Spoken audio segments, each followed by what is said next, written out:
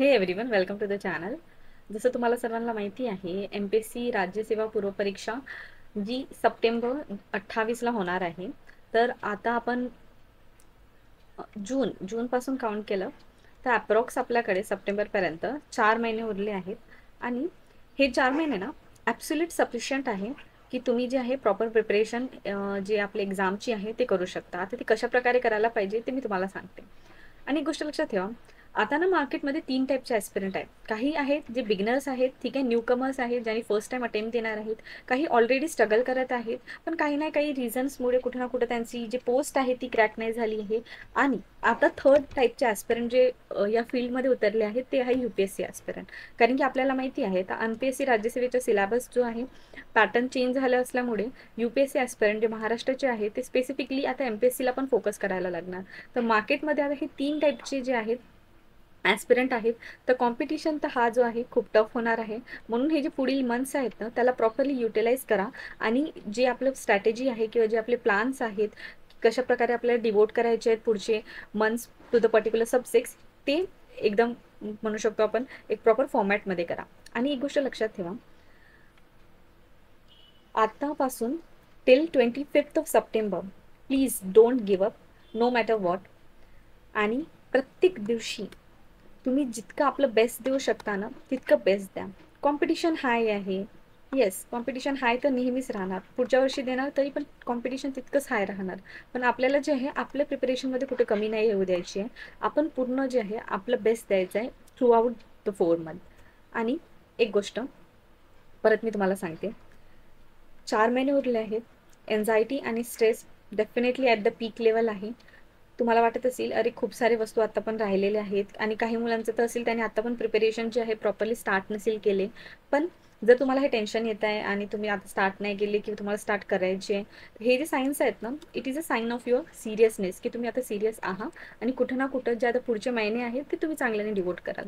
त्याच्यामुळे एक गोष्ट लक्षात ठेवा, तुमचा जो माइंडसेट आहे तो एकदा राईट डायरेक्शनमध्ये राहिला की ते तुमची जी UPSC असो की तुमची MPSC असो, कुठली पण एक्झाम्स असो, ती चांगल्याने निघून जाणार. आणि बघा, पुढचे जे 4 मंथ्स आहेत त्यांना ना प्रॉपर टार्गेट्स डिसाईड करा. आता टार्गेट कसे डिसाईड करायचे ते मी तुम्हाला या व्हिडिओमध्ये सांगणारच आहे. आणि एक बॅलन्स प्रिपरेशन राहायला पाहिजे. आणि जे मी आता प्लॅन सांगेल ना त्याच्यामध्ये पण आपण पूर्ण प्रकारे इथे जेवढे पण पॉईंट्स मेन्शन आहेत ना त्याला एक बॅलन्स वेनी स्ट्रॅटेजी म्हणजे जे आहे फ्रेम केली आहे. त्याच्यामध्ये आपण entire syllabus plus current affair, revision आणि प्रॅक्टिस स्ट्रॅटेजी, त्याचबरोबर इफेक्टिव्ह टाईम मॅनेजमेंट कसं करायचं आणि राईट प्रायोरिटी कसं द्यायचं आपल्या आपल्या सब्जेक्ट्सला, ते पण मी या व्हिडिओमध्ये डिस्कस केलेलं आहे. तर बघा, पुढचे जे 4 मंथ्स आहेत ना, 1 जून टू 10 ऑगस्ट, तर अप्रॉक्स आपल्याकडे 70 दिवस येतात. ठीक आहे. तर या 70 दिवसामध्ये GSला आपण एंटायरली कव्हर करायचं. त्याचबरोबर आपलं जो करंट अफेअर्सचा पोर्शन आहे त्यालाही कव्हर करायचं. कारण की मी तुम्हाला आधीच खूप सारे व्हिडिओच्या मध्ये सांगितलं आहे की करंट अफेअर पण खूप इम्पॉर्टंट होऊन जाते, कारण की करंट अफेअरमधून पण प्रश्न येतात. ठीक आहे. तर जनरल स्टडीजचे आपले जितके सब्जेक्ट्स आहेत ते आणि करंट अफेअर, त्याचबरोबर प्रॅक्टिस करायची कशाची, सेक्शनल टेस्ट लावायचं. काही दिवस ना सेक्शनल लावायचं. सपोज तुम्ही पॉलिटी वाचत आहे तर पॉलिटीचं जे आहे सेक्शनल लावायचं. त्याच्यानंतर आपलं इकॉनॉमी असो की जॉग्रफी असो त्याचे सेक्शनल लावायचे. आणि नेक्स्ट मंथ म्हणजे आपलं जुलैपासून जे आहे फुल लेंथ टेस्ट स्टार्ट करून घ्यायचे. फुल लेंथ म्हणजे पूर्ण सब्जेक्ट्सचे जे आहेत test in a format of a MPSC. ते जे आहेत डिफरंट कोचिंग्स आहेत, तुम्ही कुठल्या पण कोचिंगची टेस्ट सिरीज जॉईन करू शकता. ठीक आहे. तिथले कोचिंग घ्यायचं, म्हणजे कोचिंगची टेस्ट सिरीज घ्यायचं आणि त्याला जे आहे टाईमनुसार अटेम्प्ट करायचं. आणि येस, आता मे झालं, मी पुढच्या काही म्हणजे लास्ट काही मंथच्या स्ट्रॅटेजीमध्ये पण मेन्शन केले होते की तुम्हाला मे च्या नंतर जे आहे CSATला पण टार्गेट करायचे आहे. ठीक आहे. तर आता तुम्हाला CSAT जे आहे त्याला आपल्या पर्टिक्युलर फोकसमध्ये आणायचं आहे. आता ऑप्शनल, मेन्स, ठीक आहे, हे सर्व तुम्हाला स्किप करायचं आहे. आता याच्याकडे लक्ष देण्याचा काही अर्थ नाही राहणार, कारण की सपोज तुम्ही पुढचे 4 महिने चांगल्याने प्रीचं प्रिपेअर नाही केला तर तुम्ही कधीच ऑप्शनल किंवा मेन्सकडे म्हणजे तेच नेक्स्ट स्टेजकडे पोहोचू शकणार नाही. त्याच्यामुळे काय आहे आता CSATकडे लक्ष द्या, ऑप्शनल सोडून द्या. ठीक आहे.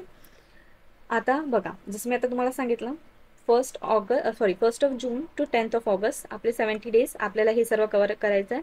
आणि लास्टचे जे आहेत August 11 टू 24 सप्टेंबर, ठीक आहे, पेपरचे 1 दिवस आधीपर्यंत आपल्याला सब्जेक्ट्सची रिव्हिजन आणि फुल लेंथ टेस्ट. ठीक आहे, बस इतकंच अटेम्प्ट करायचं आहे. आणि फक्त हे जे 70 दिवस आहेत त्याच्यामध्ये तुम्हाला GS पूर्णपणे कव्हर करावं लागेल आणि नंतरच तुमची जी आहे ॲटलिस्ट 3 टाईम रिव्हिजन होऊ शकेल. आता 3 टाईम रिव्हिजनचे जे प्लॅन आहे ते मी तुम्हाला जसं ऑगस्टमध्ये ना तेव्हा मी तुम्हाला सांगून देणार, पण तोपर्यंत जे आहे तुम्ही याच्यावर फोकस करायला पाहिजे. आता बघा, याच्या आधी मी एक व्हिडिओ पोस्ट केला होता ज्याच्यामध्ये मी ना शेवटच्या 5 महिन्यामध्ये कशाप्रकारे आपल्या अभ्यासक्रमाची स्ट्रॅटेजी राहायला पाहिजे ते डिस्कस केले होते. तर ज्या मुलांनी हे व्हिडिओचं जे फॉर्मॅट आहे त्याला फॉलो करत असेल तर डेफिनेटली यालाच फॉलो करा. ठीक आहे, पण काही मुलांचं जर बॅकलॉग राहिलं असेल तर तुम्ही या प्लॅनवर आता जो मी 4 मंथचा प्लॅन सांगत आहे त्याच्यावर तुम्ही शिफ्ट होऊ शकता. ठीक आहे, जे बिगिनर्स आहेत definitely they can use the plan. ठीक आहे, ह्यावाला जो मी आता सांगणार. ठीक आहे, नेक्स्ट 2-3 स्लाईड नंतर. त्याचबरोबर ऑलरेडी जे अटेम्प्ट कॅन्डिडेट आहेत ना ते एक गोष्ट लक्षात ठेवा, तुम्हाला ना आता जे सब्जेक्ट्स तुमचे वीक आहेत त्याला आयडेंटिफाय करा.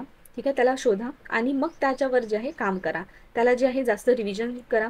त्याचबरोबर त्याला जे आहे टेस्ट जास्त द्या त्या सब्जेक्ट्सची. जसं काही काही मुलांसाठी पॉलिटी खूप इझी असतो, जॉग्रफी पण इझी असतो, पण इकॉनॉमीसाठी त्यांना जे आहे कठीण वाटते, म्हणून इकॉनॉमी जे आहे त्याला जास्त वेळ घालवा. ठीक आहे, त्या हिशोबाने तुम्ही जे आहे आपल्या प्रिपरेशनला प्लॅन करा ज्यांनी ऑलरेडी अटेम्प्ट दिलेले कॅन्डिडेट आहे, कारण की त्यांचं बेसिक जे आहे ते सर्व क्लिअर झालेलं आहे. आता फक्त त्यांना काय करायचं आहे, रिव्हिजन करायची आहे. आता राहिले UPSC ॲस्पिरंट. आता UPSC ॲस्पिरंट 25 मेला त्यांची प्री झालेली आहे. ठीक आहे, तर आता त्यांना काय आहे, टाईम आहे, खूप टाईम आहे सप्टेंबरपर्यंत. ठीक आहे, तेव्हा ज्या मुलांची प्री निघेल तर obviously they will prepare for the UPSC mains exam. पण आता मेन्स यायचीच आहे, काही मंथ्स आहे तुमच्याकडे, तर तोपर्यंत जे आहे तुम्ही MPSCकडे जे आहे फोकस करू शकता. तर त्यांना काय करायला पाहिजे, आता हे काही महिन्यात MPSC रिलेटेड जे काही स्पेसिफिक टॉपिक्स आहेत त्याला जे आहे प्रॉपरली प्रिपेअर करायला पाहिजे.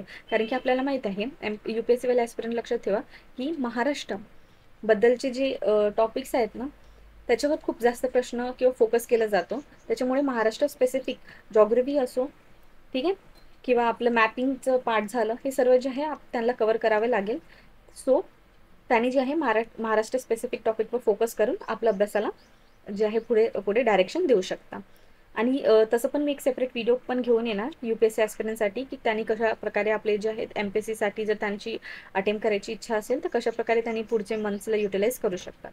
त्याचबरोबर आता जो मी प्लॅन सांगेल ना तर तो प्लॅन ना तुम्हाला मंडे टू फ्रायडेपर्यंत फॉलो करायचं आणि नंतर सॅटर्डे संडेला तुम्ही फक्त रिव्हिजनसाठी करायचं. हे काही जे काही मंडे टू फ्रायडे तुम्ही वाचलं त्याला सॅटर्डे संडेला रिवाईज करायचं. त्याचबरोबर सॅटर्डे संडेला मॉक टेस्ट पण द्यायची. जे मी तुम्हाला सांगितलं ना सेक्शनल द्यायची आहे तुम्हाला, ते तुम्ही जे आहे सॅटर्डे संडेला देऊ शकता. आणि त्याचबरोबर एक गोष्ट लक्षात ठेवा, जेव्हा तुम्ही कुठला पण सब्जेक्ट वाचत आहे मंडे टू फ्रायडे तर त्यांची PYQs, ठीक आहे, ते चांगल्याने अटेम्प्ट करा. ठीक आहे, कुठला पण टॉपिक तुम्ही वाचत आहे, सपोज तुम्ही पंचायती राज वाचत आहे तर मागील वर्षामध्ये MPSCने कशाप्रकारे पंचायती राजवर प्रश्न विचारले आहे त्याची PYQs तुम्ही चांगल्याने ॲनालाइज करून घ्या. आणि मी माझ्या चॅनलवर 2019 to 2024 ठीक आहे पॉलिटी आणि हिस्ट्री जे आहेत पूर्ण PYQ डिस्कस केलेले आहेत. हळूहळू बाकी सब्जेक्ट्सचे पण जे आहे जॉग्रफी असो, इकॉनॉमी असो, त्यांचे व्हिडिओज येऊन जाणार. पण till then you can watch the polity as well as history PYQs particularly in English 2019 to 2024चं पूर्ण PYQs.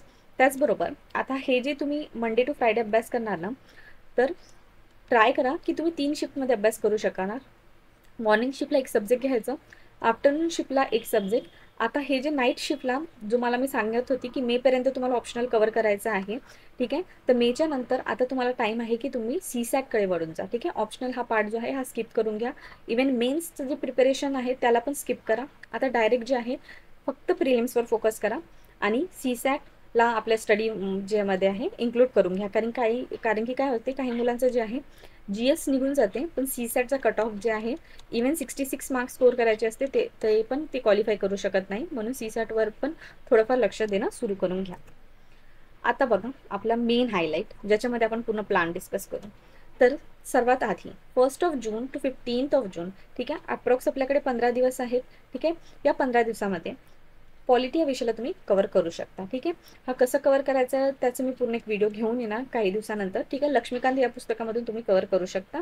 इंग्लिशवाले ॲस्पिरंट असेल किंवा मराठीवाले ॲस्पिरंट असणार, दोन्ही जे आहेत please do refer the Lakshmikant book. आता 15 तारखेपर्यंत झालं. नंतर 1 जून टू 20 जून, ठीक आहे. जसं मी तुम्हाला सांगितलं शिफ्टमध्ये तुम्हाला अभ्यास करायचा आहे, त्याच्यामुळे डेज त्या हिशोबाने अलॉट केलेले आहेत. समोर मागे 2-3 दिवस तुम्ही करू शकता, त्याच्यासाठी पण मी एक बफर जे आहे ते ॲड केलेलं आहे, ठीक आहे. एकदा 1 सेकंड थांबा. झालं. आता आपला हा इकॉनॉमी पोर्शन आलं 1 जून टू 20 जून. तर आपल्याला इथे रेफरन्स बुक जसं की रंजन कोळंबे सरांचं पुस्तक आहे किंवा जे इंग्लिश मिडियमवाले स्टुडंट आहे ते हे सर्व जे रेफरन्स आहे ते यूज करू शकता. रमेश सिंग असो, मृणाल सरचे नोट्स असो की श्रीराम IAS. त्याच्यानंतर 21 जून टू 15 जुलै 25 दिवस अप्रॉक्स हिस्ट्रीसाठी डिनोट करायचे. एन्शियंट हिस्ट्री वाचायचं, मिडेवल हिस्ट्री वाचायचं आणि मॉडर्न हिस्ट्री, ठीक आहे. त्यांचे रेफरन्स बुक पण बघून घ्या. स्टेट बोर्डची बुक आहे किंवा NCERT पण तुम्ही रेफर करू शकता. त्याचबरोबर मॉडर्न हिस्ट्रीसाठी समाधान महाजन सरांची पुस्तक आहे किंवा इंग्लिश मिडियमवाले जे मुलं आहेत त्यांनी स्पेक्ट्रम वाचलीच असेल, ठीक आहे. तर त्यांनी जे आहे काही स्पेसिफिक महाराष्ट्र रिलेटेड जे पॉईंट्स आहे ते फक्त कव्हर करून घ्यायचे समाधान महाजन सरांच्या पुस्तकातून. त्याच्यानंतर 21 जून टू 20 जुलै, ठीक आहे. तिथं तुम्हाला जॉग्राफी कव्हर करावं लागेल, ठीक आहे. फिजिकल जॉग्राफी इंडियाचा, महाराष्ट्राचा आणि वर्ल्डचा. त्याचबरोबर ह्युमन जॉग्राफी आणि मॅपिंग हे तिन्ही इम्पॉर्टंट होऊन जातं. मॅपिंगसाठी तुम्ही कुठल्या पण जे आहे पब्लिकेशनचा ॲटलास यूज करू शकता. काही जे आहेत ॲटलासची लिंक मी डिस्क्रिप्शनमध्ये देऊन देणार, तिथून पण तुम्ही जे आहे परचेस करू शकता. त्याच्यानंतर सौदी सरांचं पुस्तक, विठ्ठल पुंगडे सर किंवा कपिल पवार सर, ठीक आहे. या तिघा सरांमधून कोणाचे पण पुस्तक तुम्ही जे आहे रेफर करू शकता फॉर द जॉग्राफी पोर्शन.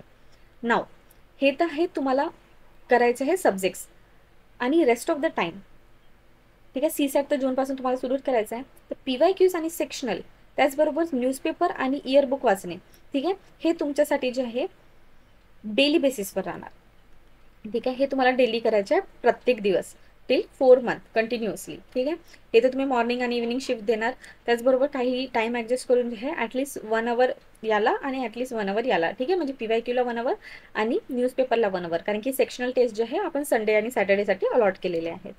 त्याच्यानंतर आता आला आपलं जुलै 21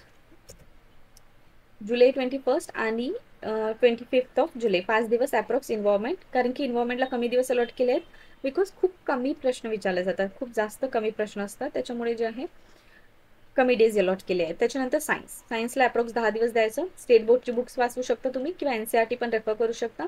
त्याच्यामध्ये आपलं जे आहे पूर्ण फिजिक्स, केमिस्ट्री आणि बायोलॉजी हे तिन्ही सेक्शन तुम्हाला कव्हर करावं लागेल. 1 ऑगस्ट टू 10 ऑगस्ट, ठीक आहे. हे जे आहे तुमचं बफर डेज आहेत, या 10 दिवसाचं बफर आहे. सपोज तुमचं कुठलं प्लॅननुसार नाही चाललं सब्जेक्ट, तर तुम्ही या 10 दिवसामध्ये समोर मागे जे आहे डेज ॲडजस्ट करून याला प्रिपेअर करून घेऊ शकता. आणि रेस्ट ऑफ द जो टाइम आहे तो तुमचा रिव्हिजन सेशनसाठी राहणार आणि त्याच्यासाठी मी एक सेपरेट व्हिडिओ पण घेऊन येणार, ठीक आहे. आणि जसं मी आधीच सांगितलं हा पोर्शन जे आहे तुमचा डेली बेसिसवर चालत राहणार. Okay, that's it. आपण पूर्ण जे आहे 4 महिने कसं युटिलाइज करायचे ते मी या व्हिडिओमध्ये सांगितले आहे. आय होप व्हिडिओ तुम्हाला आवडला असेल. आणि येस, चॅनलवर लवकरच प्रिलिम्स रिलेटेड जितके पण सब्जेक्ट्स आहेत त्याचे सब्जेक्ट वाईज व्हिडिओज येणार. त्याचबरोबर स्ट्रॅटेजी व्हिडिओज आणि बॅचेस जे आहे खूप लवकरच लॉन्च करू आपण. त्याच्यामध्ये आपण एंटायर सिलेबस कव्हर करणार आहोत, ठीक आहे. And see you soon in the next one. Thank you.